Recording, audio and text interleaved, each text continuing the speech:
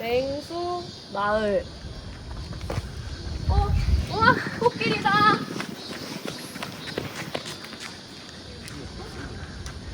여러분 안녕하세요. 저희는 오늘 어린이대공원에 왔는데요. 어린이대공원에서 보는 이 야생동물들 어떤 수의사님이 보시는지 저희가 한번 지금 만나보러 갈까요?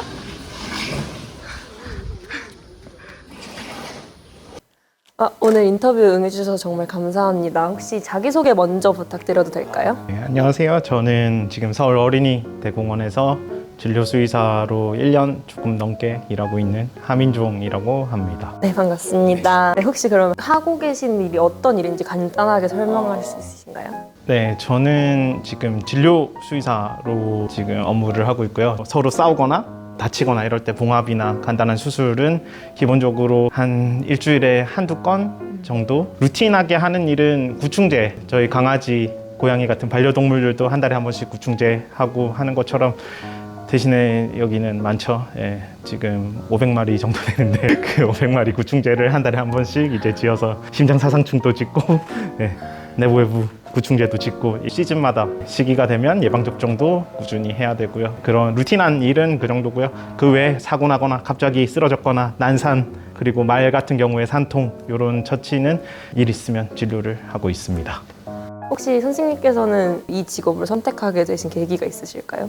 저도 학생 때 실습했거든요. 저는 스페인으로 갔어요. 그때 바르셀로나 동물원에서 기억이 되게 인상 깊게 오래 가더라고요. 저 본일 때 갔었거든요. 원래는 학교 다닐 때는 공무원 하려고 그랬어요. 그래서 공방수 하면서 석사도 공중보건으로 했거든요. 공무원 하려고 했는데 이제 수의사 면허 있으니까 친구들이 자꾸 묻는 거예요. 아, 우리 개가 아프다. 우리 고양이가 아프다. 나는 잘 모르는데 자꾸 물으니까 역시 그래도 임상을 한 번쯤은 해봐야겠다는 생각은 들긴 들더라고요. 마침 또 서울시 야생동물센터라는 데서 공고가 뜨더라고요. 여기는 임상도 조금 할 수 있고 너무 기억이 좋았던 야생동물도 할 수 있을 것 같고, 그런 이유로 오게 됐습니다. 그래서 거기서 3년 일을 하고, 일을 하다 보니까 약간 다른 일을 조금 해봐야 되지 않나. 그래서 로컬 병원에 잠깐 있다가 마침 서울 어린이대공원에 동물원 TO가 한 자리 나서 이거는 한번 가볼만 하지 않을까. 그래서 이직해서 지금 1년째 이 자리에 있게 됐습니다. 그러면 이제 다음 직업 소개로 이제 넘어가서 동물원 수의사의 업무 일정에 대해서 좀 간략하게 설명해 주실 수 있으실까요? 이제 오전에 출근하면 가장 기본적인 업무는 회진이에요. 그래서 말 그대로 동물사 돌면서, 여기는 꼬마 동물관이라고 해서 이제 뭐 미어캣, 프레리독 이런 작은 애들, 미니말도 있고요. 수달 이런 애들이는 꼬마 동물관부터 시작해서 원숭이 마을 돌고, 여기 있는 열대동물 마을 돌고, 맹수 코끼리 돌고, 바다동물 마을 돌고, 초식동물 마을까지 돌면 일단 한 바퀴거든요. 이렇게 한 바퀴 도는 게 거의 루틴한 일정의 시작입니다. 그래서 이거를 오전에 돌던지 오후에 돌던지 한 바퀴 도는 업무가 꼭 필수로 있어야 되고요. 그 외에 이제 다른 뭐 구충제 같은 거 짓는 업무나 약 나갈 애들, 그리고 뭐 진료나 수술 필요한 애들, 이런 애들은 모아서 또 비는 시간에 넣어서 진료를 돌고, 이런 식으로 하루가 흘러갑니다. 그러면 이 직업을 꿈꾸는 학생들이 약간 학창 시절에는 어떤 경험, 뭐 대외 활동이나 어떤 걸 하는 게 좋을지 추천할 만한 게 있으실까요? 뭐 옛날에도 그랬고 지금도 그렇고 야생동물 쪽은 어차피 원서밖에 없습니다. 그래서 뭐 포썸 이런 거, 뭐 쓰랄 이런 거 다 한글판 있잖아요. 야생동물은 한글판 아예 없습니다. 다 원서로 읽어야 되고, 심지어 그 책에서 커버 안 되는 동물들이 있을 수 있잖아요. 뭐 예를 들면 지금 제가 실제로 있는 케이스인데 점박이 물범이 혈뇨를 계속 봐요. 한 달째, 두 달째. 와, 이거 케이스를 치료를 어떡하지? 어차피 한국에서 논문 찾기는 데이터가 쌓인 게 없어서 거의 없어요. 원서로 원문으로 다 읽어야 되고, 그렇기 때문에 영어를 기본적으로는 평균 이상으로 해 두셔야 될 것 같고요. 영어가 제일 중요하고, 그 다음에는 뭐 그냥 기본적인 임상 스킬은 사실 혈관 잡는 게 뭐 기본적인 원리는 똑같잖아요. 혈관에 카테터 사선으로 넣는다 이건데 뭐 동물마다 그렇게 다르지가 않아요. 그래서 기본적인 그런 임상 테크닉들, 엑스레이도 뭐 VD, 레터럴 어떻게 해야 정확히 찍는가, 이런 것들은 종을 가리지 않고 공용적으로 통용되는 스킬이기 때문에 실습에 나가서도 조금만 유의 있게 보고 몇 번 해보고 하면 충분히 얻을 수 있는 테크닉이니까 기초적인 테크닉들 잘 쌓고 영어 공부 열심히 하시고, 이게 제일 도움이 될 것 같아요. 그럼 혹시 저희가 또 학생들이 제일 걱정하는 게 학점이 좀 크게 작용을 하는지 궁금해서, 그건 또 어떻게 보시나요?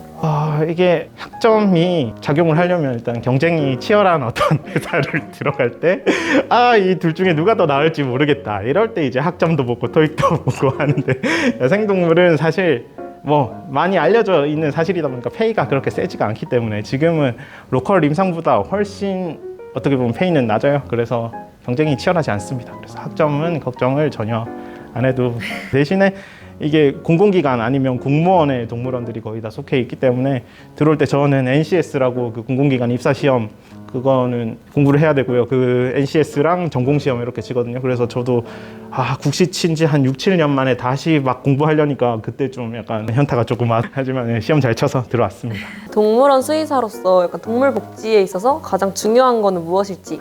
동물원이라는 곳이 어차피 한정된 공간이잖아요. 그래서 이 결론적으로 한정된 공간 안에서 얼마만큼을 제공할 수 있느냐 이게 동물원에서 제일 딜레마이자 큰 고민거리이거든요. 그래서 행동 풍부하라고 해서 장난감도 넣어주고 뭐 본능을 채워줄 수 있게끔 뭐 탐색을 좋아하는 동물은 더 탐색하기 어렵게 해가지고 먹이를 숨겨두거나 혹은 뭐 앞발 뒷발 쓰고 점프하는 거 좋아하는 뭐 고양이과 대형 고양이과 동물들은 좀 높은 곳에 먹이가 숨겨진 뭐 공 같은 거를 이렇게 설치를 해준다거나 이런 게 그나마 좁은 공간에서 제공할 수 있는 동물 복지의 최선이라고 생각을 하는데 그러면은 이제 수의사로 일하면서 가장 보람 있었던 일이나 아니면 가장 힘들었던 일이 이제 어떤 게 있을지 말씀해 주실 수 있으실까요? 너무 다 똑같이 대답할 것 같은데요.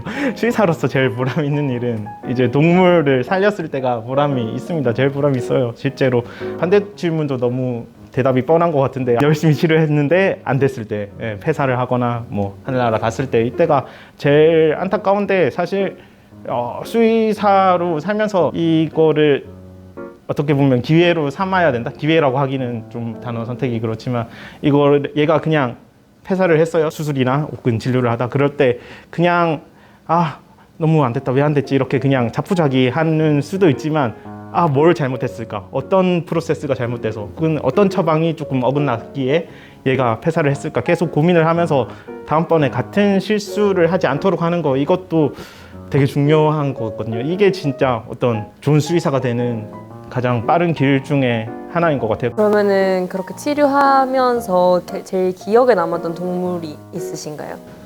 저는 뭐 잘된 경우보다 안 된 경우가 오래 남더라고요. 안 된 경우 중에 하나가 여기 열대국물관에 있는 아까 올라오면서 보셨던 포큐파인 중에 여기는 트리 포큐파인이고 또 저쪽에 아프리카 포큐파인이라는 고슴도치 같이 생긴 애들이 있어요. 개가 있었는데 개가 불과 얼마 전이었는데 좀 기억에 많이 남는 게 너무 바이탈이 안 좋은 거예요. 호흡도 가쁘고 그리고 피부 상태도 갈수록 안 좋아지고 그렇다고 당장 활력이 떨어진 건 아니라서 조금만 더 지켜보자 하다가 어느 날 활력이 급격히 안 좋아져서 병원으로 올려서 산소 먹이고 수액 넣어주고 응급처치를 했는데도 계속해서 상태가 안 좋아서 엑스레이를 찍어봤는데 왠지 장내 이물 같은 게 보였어요. 위장 연결 부위에 연접 부위에 이물질 같은 게 있는데 그래서 뭘 잘못 먹었나 해가지고 계속 원인을 찾는데도 원인은 명확하지 않고 상태는 계속 안 좋아지고 이래서 탐색적 개복술로 일단 배를 열어서 뭐 꺼내라도 보자 하고 배를 열었는데 그게 어떤 이물질이나 흙, 먼지 이런 게 아니고 종양이었어요. 종괴가 가득 차가지고 위장관 연결부를 이렇게 꽉 채우고 있어서 음식을 계속 못 먹다 보니까 야위고 피부 상태도 안 좋아지고 털도 자꾸 빠지고 이런 경우였는데 더 빨리 했으면 좀 더 다른 결과가 있지 않을까 아니면 조금 더 상태 관찰을 아니면 체중 측정이라도 조금 더 자주 했으면 좀 더 사인을 빨리 알아채서 뭔가 더 조치를 취했으면 좀 더 좋은 결과를 이끌 수 있을 것 같았는데 그거 못한 게 아직도 생각이 좀 많이 나네요. 수의사님의 앞으로의 계획 혹은 약간 궁극적인 목표 같은 게 있으실까요? 앞으로의 계획은 지금 뭐 하고 있는 업무나 원래 하고 싶었던 일이기도 하고 재미도 있고요 보람도 있고 그렇기 때문에 당장은 지금 하는 일에 전념을 하는 게 목표고요. 뭐 지금 동물원 전체적으로 약간 아직 시작은 안 했는데 생각을 하고 있는 게 이 동물원 동물들에 대한 치료 정보가 이게 전파가 굉장히 늦습니다. 이게 어떻게 프로토콜도 아직 제대로 정립이 안 된 동물 종들도 많고요. 그래서 이것들을 정리를 해가지고 어떤 책이라든지 아니면 종별로 해가지고 단편적인 이런 결과물로 만들고자 하는 노력이 이제 막 시작하고 있는데, 거기도 열심히 해가지고 그런 지식을 널리 퍼뜨리는데 도움이 됐으면 좋겠다는 생각은 하고 있어요.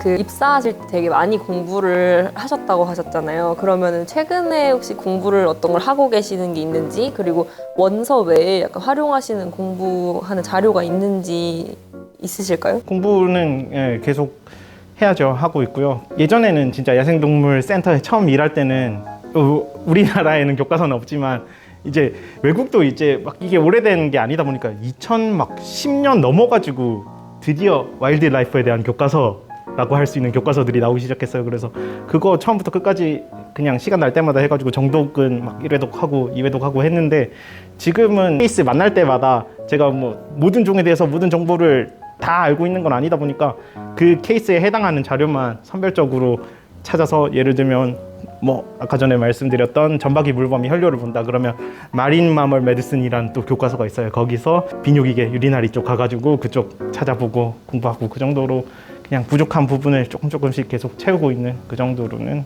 하고 있습니다. 이 직업을 꿈꾸는 학생들에게 하고 싶은 말씀이 있으시다면 한 말씀 해주실 수 있으신가요? 이 직업을 꿈꾸고 있는 분들은 진짜 현실적으로 얘기를 드리면, 도전을 하고자 하면 물론 감수해야 될 일들이 있지만 그 길이 엄청나게 좁고 뭐 불가능하고 이런 정도의 난이도는 아니에요. 그냥 의지만 있으면 사실 누구나 도전해 볼 수 있고, 뭐 도전할 만한 가치도 사람마다 가치관이 다르겠지만 저 입장에서는 있는 것 같거든요. 그래서 한번 도전해 보셔서 같이 오시면 동료로서 그리고 야생동물 뭐 홍보는 아니지만 나름 장점이라면 장점 있고 메리트라면 메리트인데, 뭐 로컬에서 예를 들면 일을 하면 뭐 스터디 커뮤니티 이거를 막 개인적으로 또 아는 분들 모아가지고 막 해서 해야 되는데, 이 야생동물 쪽은 워낙 커뮤니티 전공자도 없고 실제로 뭐 종사자도 뭐 손가락에 꼽힐 정도로 작고 동물원이 우리나라 자체에 몇 개 없으니까요. 이 모임 같은 게 있고 거기서도 뭐 스터디 같은 것도 아름아름 하고 이래가지고 정보 공유나 뭐 모르는 케이스 물어보면 서로 알려주고, 이런 것들은 나름 로컬에서 찾는 것보다는 좀 더 쉽고 도움도 많이 되는 그런 커뮤니티 끈끈한 게 있는 것 같아요. 동물원 수주권 협회에서도 활동도 많이 하고 계시고 정기적인 모임도 있고, 그래서 그런 면에서 도움 받으면 같이 성장할 수 있는 좋은 기회가 될 수 있으니까 관심 있는 분들은 꼭 목표를 가지고 한번 정진해 보셨으면 좋겠습니다. 그 외에 또 하고 싶은 말씀이 있으실까요? 그 외에 하고 싶은 말은, 아직 진로 고민 중인 수의대생 여러분들께 말씀을 드리자면, 실습을 좀 많이 해보시면 그 실습에서 내가 뭔가 어떤 스킬을 얻어야지, 뭔가를 배워야지, 이런 마인드로 가면 사실 학생 때 즐기고 놀아야 되는데 너무 삶이 힘들어집니다. 그래서 뭔가를 꼭 배워서 나가겠다, 뭐 중성화 내가 여기서 어떻게 하는지 다 배워서 나가겠다, 이런 것보다 그냥 어떻게 돌아가는지, 그리고 여기에 종사하시는 분들의 이 사람의 입장이 돼서 어떻게 평생 해도 괜찮을까, 이런 거 위주로 말 그대로 경험해 본다는 생각으로 가볍게 하되 실습을 많이 해보는 걸 추천을 많이 드려요. 그러면 이쪽은 나랑 좀 맞겠다, 이쪽은 좀 아닌데, 혹은 내가 회사에 다닐 만한 체질인가, 아니면 뭐 로컬 병원 갔다가 빠르게 개원을 해서 임상수의사가 될 그런 체질인가, 이것도 실습하다 보면 캐치가 되실 것 같아요. 그래서 실습 많이 해보시라는 말씀 추천드립니다. 제가 로스쿨에 가더라도 수의사를 버리는 게 아니고 더 발전적인 일을 할 수 있을 것이다 라고 말씀을 주셨거든요. 그래서 저는 변호사가 되어야겠다라는 생각을 했던 것 같고요.